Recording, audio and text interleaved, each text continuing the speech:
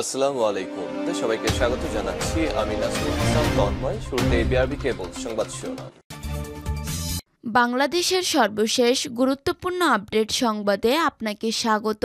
শুরুতেই সংবাদ শিরোনাম, এরপর বিস্তারিত। শুরুতেই জানিয়ে দিব, গঙ্গার পানি চুক্তি নিয়ে যৌথ বৈঠকে কলকাতায় যাচ্ছেন বাংলাদেশ প্রতিনিধি দল। বাংলাদেশ ও ভারতের মধ্যে গঙ্গার পানি চুক্তি সম্পাদনের জন্য সোমবার ৩ মার্চ কলকাতায় যাচ্ছেন বাংলাদেশের একটি প্রতিনিধি দল। এরপর জানিয়ে দিব, একটা পলাতক দল অস্থিতিশীল করার জন্য সর্বাত্মক চেষ্টা করছে ডক্টর ইউনূস। অন্তর্বর্তী সরকারের প্রধান উপদেষ্টা ডক্টর মোহাম্মদ ইউনূস বলেছেন, একটা পলাতক দল দেশ ছেড়ে চলে গেছে, তারপরও তারা দেশটাকে অস্থিতিশীল করার জন্য সর্বাত্মক চেষ্টা করছে। বিবিসি বাংলাকে দেয়া এক সাক্ষাৎকারে তিনি একথা বলেন।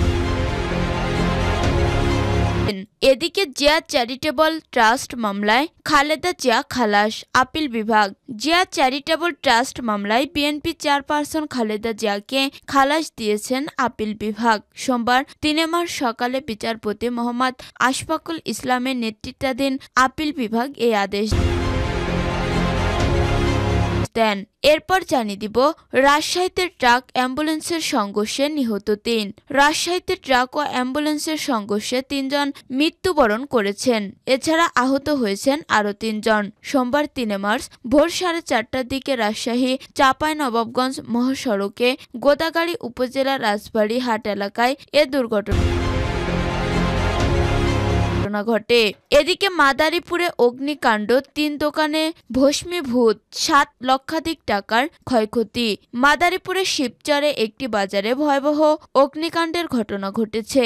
অগ্নিকাণ্ডে ৩টি দোকান পুড়ে ৭ লক্ষাধিক টাকার ক্ষয়ক্ষতি হয়েছে বলে ক্ষতিগ্রস্ত ব্যবসায়ীরা দাবি করছেন। স্থানীয়দের সহযোগিতায় ফায়ার সার্ভিস কর্মীরা প্রায় ১ ঘন্টার চেষ্টায় আগুন নিয়ন্ত্রণে আসে। আগুন নেভাতে গিয়ে এক ব্যবসায়ী আহত হয়েছেন। আহতকে শিবচর উপজেলা স্বাস্থ্য কমপ্লেক্সে ভর্তি করা হয়েছে। এবং সর্বশেষ জানিয়ে দিব, বরখাস্ত হলেন ইরানের অর্থমন্ত্রী। নেপথ্যে যে কারণ, ক্রমাগত মুদ্রাস্ফীতি এবং মুদ্রার মান কমে যাওয়ার কারণে ইরানের অর্থমন্ত্রী আব্দুল নাসের হোম্মাদিকে বরখাস্ত করা হয়েছে। দেশটির পার্লামেন্টে ভোটাভুটির পর তাকে বরখাস্ত করা হয়। খবর আল জাজিরার। ইরানের রাষ্ট্রায়ত্ত সংবাদ মাধ্যমের প্রতিবেদনে বলা হয়, হোম্মাদিকে বরখাস্ত করার জন্য গতকাল রোববার পার্লামেন্টে একটি অনাস্থ ভোটের প্রস্তাবনা আনা হয়। প্রস্তাবে ২৭৩ জন আইন প্রণেতার মধ্যে ১৮২ জনের পক্ষে ভোট দেন, বিপক্ষে ভোট দেন ৮৯ জন। প্রিয় দর্শক, এতক্ষণ শুনছিলেন সংবাদ শিরোনাম, এরপর বিস্তারিত। তবে তার আগে বন্ধু জানিয়ে দিন আপনি কোন স্থান থেকে আমাদের সংবাদটি দেখছেন এবং শুনছেন। জানিয়ে দিন এই সংবাদ সম্পর্কে আপনার মূল্যবান মতামত। আর বন্ধু, আপনি যদি আমাদের চ্যানেলে নতুন হয়ে থাকেন তাহলে ভিডিওটি দেখতে দেখতে চ্যানেলটি সাবস্ক্রাইব করে রাখুন, যাতে করে আমাদের পরবর্তী সংবাদগুলো সবার আগে আপনার কাছে পৌঁছে যায়। এবারে বিস্তারিত।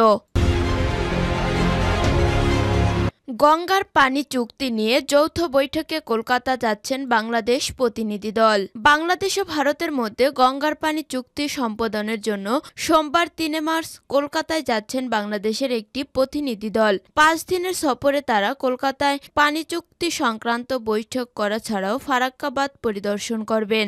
বাংলাদেশ প্রতিনিধি দলের নেতৃত্বে রয়েছে যৌথ নদী কমিশনের সদস্য মোহাম্মদ আবুল হোসেন। সোমবার সকাল 10:৪৫ দিকে প্রতিনিধি দলটি কলকাতায় পৌঁছানোর পরে ফারাক্কাবাদ পরিদর্শনে যাবেন। ৪ মার্চ তারা ফারাক্কার জল প্রবাহ সংক্রান্ত পরিসংখ্যান সরজমিনে খতিয়ে দেখবেন। তারা ৬ ও ৭ মার্চ কলকাতায় একটি ৫ তারকা হোটেলে ২ দেশের প্রতিনিধিদের বৈঠক হবে। ইতিমধ্যেই ভারতের কেন্দ্রীয় সরকারের পক্ষ থেকে পানি সম্পদ মন্ত্রণালয়ের সিনিয়র কমিশনার আর সাম্ভারিয়া পশ্চিমবঙ্গের মুখ্য সচিব মনোজ পন্থকে লিখে চিঠিতে বলছেন, বাংলাদেশের প্রতিনিধি দলের জন্য পর্যাপ্ত নিরাপত্তা ব্যবস্থা করতে। ভারত ও বাংলাদেশের মধ্যে বর্তমানে কার্যকর পানি চুক্তিটি ১৯৯৬ সালে স্বাক্ষরিত হয়েছিল। ওই চুক্তির ৩০ বছর মেয়াদে আগামী বছর শেষ হবে। চুক্তি সম্প্রদানের সময় বাংলাদেশের প্রধানমন্ত্রী ছিলেন শেখ হাসিনা। গত বছর পঞ্চমবার প্রধানমন্ত্রী হওয়ার পর তিনি ভারত সফরে এসে গঙ্গাজল চুক্তি নিয়ে প্রাথমিক আলোচনা করেছিলেন। এখন অন্তর্বর্তী সরকার কি অবস্থান নেয় তা নিয়ে কৌতূহল আছে। বাংলাদেশ সরকারের একাধিক সূত্র বলছে ঢাকা এবার বাড়তি পানি দাবি করবে। সেই দাবি ভারত মানবে কিনা নির্ভর করছে পশ্চিমবঙ্গ সরকারের অবস্থানের উপর। রাজ্য সরকারের বক্তব্য অতিরিক্ত দেওয়ার মতো বাড়তি পানি গঙ্গায় নেই, ফলে গঙ্গার পানি চুক্তি নিয়ে তিস্তার মতো বিবাদের সূত্রপাত হওয়ার সম্ভাবনা উড়িয়ে দেওয়া হচ্ছে না। একটা পলাতক দল অস্থিতিশীল করার জন্য সর্বাত্মক চেষ্টা করছে ডক্টর ইউনূস। অন্তর্বর্তী সরকারের প্রধান উপদেষ্টা ডক্টর মোহাম্মদ ইউনূস বলেছেন, একটা পলাতক দল দেশ ছেড়ে চলে গেছে, তারপরও তারা দেশটাকে অস্থিতিশীল করার জন্য সর্বাত্মক চেষ্টা করছে। বিবিসি বাংলাকে দেয়া এক সাক্ষাৎকারে তিনি একথা বলেন। ডক্টর ইউনূস বলেন, সরকার যখন গঠন হলো আমার কোনো চিন্তা ছিল না, ভাবনা ছিল না যে আমি হঠাৎ করে একটা সরকারের প্রধান হব, দায়িত্ব পাব এবং সেই দেশ এমন দেশ যেখানে সব তছনছ হয়ে গেছে, কোনো জিনিস আর ঠিকমতো কাজ করছে না, যা কিছু আছে ধ্বংস স্তূপের মধ্য দিয়ে কাজ করতে হবে। এজন্য প্রথম চেষ্টা ছিল সেই ধ্বংস স্তূপ থেকে আসল চেহারাটা বের করে আনা, মানুষের দৈনন্দিন জীবন সহজ করে আনা। সেই চেষ্টার মধ্যেই ছিলাম। তারপর আস্তে আস্তে ভবিষ্যৎটা কি হবে সেটার জন্য চিন্তা করা, কোনো দিকে আমার অগ্রসর হব না। তিনি আরো বলেন, প্রথম চিন্তা আসলো যে আমাদের একটা সংস্কার দরকার, কারণ গত 16 বছর আমরা কিছুই করতে পারিনি। তিনটা নির্বাচন হয়ে গেল, ভোটারের কোনো দেখা নেই। এই যে অসংখ্য রকমের দুর্নীতি এবং ব্যর্থতা, মিশরুল ইত্যাদি, সেখান থেকে আমরা কিভাবে টেনে বের করে আনবো? টেনে বের করে আনতে গেলে প্রাতিষ্ঠানিক সংস্কারগুলো করতে হবে। সেজন্য আমরা প্রথমে সংস্কারের কথা চিন্তা করলাম। প্রধান উপদেষ্টা বলেন, আমরা অর্থনীতি সহজ করছি, দেশ বিদেশের আস্থা অর্জন করছি, এটা পরিষ্কার। সারা দুনিয়ায় আমরা আস্থা স্থাপন করতে পেরেছি। এটা কেউ প্রশ্ন করতে পারবে না যে আমি অমুক দেশের আস্থা অর্জন করতে পারিনি। যে দেশই বলুন, তারা আমাদের উপর আস্থা স্থাপন করেছে। তারা বলছে আমরা অতীতে যা করি নাই তার চেয়ে বেশি করব এখন, যেহেতু আমরা দেখছি যে সুন্দরভাবে সরকার চলছে এখন। দেশের মানুষের উপর আস্থা আমাদের আছে। আমরা কি করছি না করছি এগুলো খুচরো বিষয় আছে। আমাদের খুচরো বিষয়ে এটাতে ভালো ওটাতে মন্দ, কিছু ভালো কিছু মন্দ হতে থাকবে। এটা একটা অপরিচিত জগৎ আমরা এসেছি। আমরা কোনো এক্সপার্ট এখানে এসে বসি নাই। আমরা এসেছি যার যার জগৎ থেকে এসেছি, নিজের মতো করে চেষ্টা করছি কিভাবে করতে পারি। তার মধ্যে ভুল ভ্রান্তি হতে পারে, কিছু ভালো করছি কিছু ভালো করতে পারিনি, এটা হতে পারে, এটা আমিও তো অস্বীকার করছি না।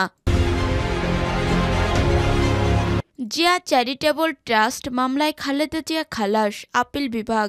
জিয়া চ্যারিটেবল ট্রাস্ট মামলায় বিএনপি চেয়ারপারসন খালেদা জিয়াকে খালাস দিয়েছেন আপিল বিভাগ। সোমবার 3 মার্চ সকালে বিচারপতি মোহাম্মদ আশফাকুল ইসলামের নেতৃত্বাধীন আপিল বিভাগ এই আদেশ দেন।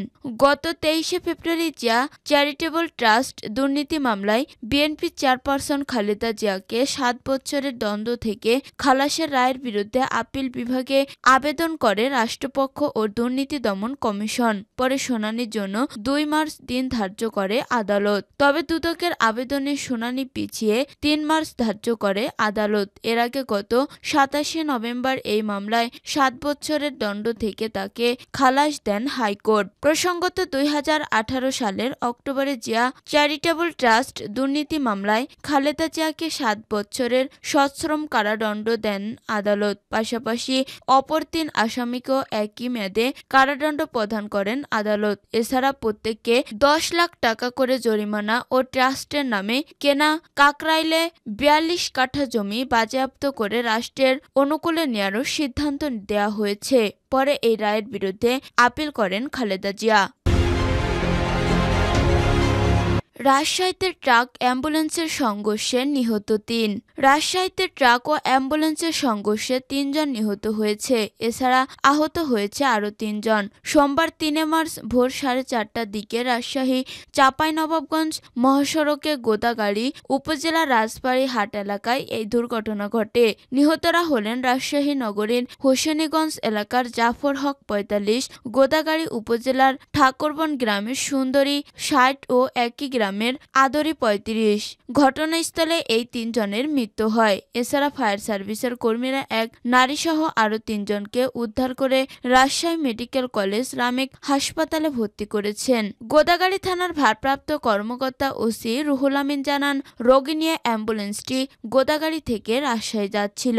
পথে ট্রাকের সঙ্গে সংঘর্ষের ঘটনা ঘটে। এতে ৩ জন ঘটনাস্থলেই নিহত হন। নিহতদের মরদেহ উদ্ধার করে উপজেলা স্বাস্থ্য কমপ্লেক্সে নেওয়া হয়েছে। স্বজনদেরও খবর দেওয়া হয়েছে, তারা আসার পর মরদেহ হস্তান্তরের ব্যাপারে সিদ্ধান্ত নেওয়া হবে।